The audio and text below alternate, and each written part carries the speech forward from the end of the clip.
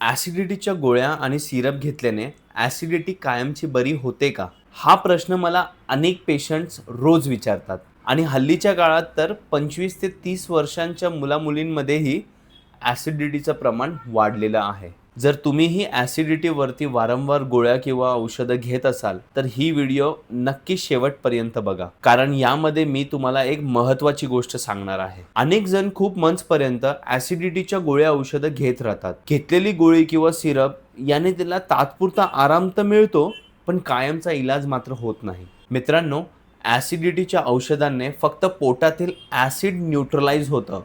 ॲसिडिटीचं मूळ कारण तो बरा नाही करू शकत. त्यामुळे योग्य त्या डॉक्टरांच्या सल्ल्याने ॲसिडिटीचं मूळ कारण काय आहे ते शोधून घेणं फार गरजेचं आहे. ॲसिडिटीसाठी मुख्यतः 6 कारणं फार महत्त्वाची आहेत. सगळ्यात पहिले तुम्ही काय खाता, तुमची जीवनशैली, तुमचं मानसिक ताण, शरीरावरचं वजन, काही आजार किंवा काही औषधं, या 6 महत्त्वाची लक्षणं आहेत आणि त्यांना आपण एक-एक करून विस्तारितपणे जाणून घेऊया. सगळ्यात पहिलं कारण आहे तुम्ही काय खाता, म्हणजेच तर तुमची डाएट. अत्यंत तिखट खाणं, तेलकट खाणं, मसालेदार खाणं, जंक फूड्स घेणं, उपाशी पोटी ब्लॅक कॉफी पिणं, अशी अनेक कारणांमुळे तुम्हाला ॲसिडिटी होऊ शकते. दुसरी सगळ्यात महत्त्वाची गोष्ट आहे जीवनशैली, म्हणजेच तर तुमची लाईफस्टाईल. जेवणाची वेळ न पाळणं, जेवणानंतर लगेच झोपणं, एक्सेसिव्ह स्मोकिंग करणं, अल्कोहोल पिणं, या सगळ्या कारणांमुळेही ॲसिडिटी निर्माण होऊ शकते. तिसरा स्ट्रेस, म्हणजेच तर मानसिक ताण. मित्रांनो, आपला पोट आणि मेंदू यांचा खूप जवळचा संबंध आहे. मानसिक ताण घेतल्यानेही तुम्हाला ॲसिडिटी होऊ शकते. चौथा, तुमचं वाढलेलं वजन, म्हणजेच तर ओबॅसिटी. मित्रांनो, पोटावरची वाढलेली चरबी ॲसिडला वरच्या दिशेने ढकलतो आणि त्यामुळेही वारंवार ॲसिडिटी निर्माण होऊ शकते. पाचवा, काही आजार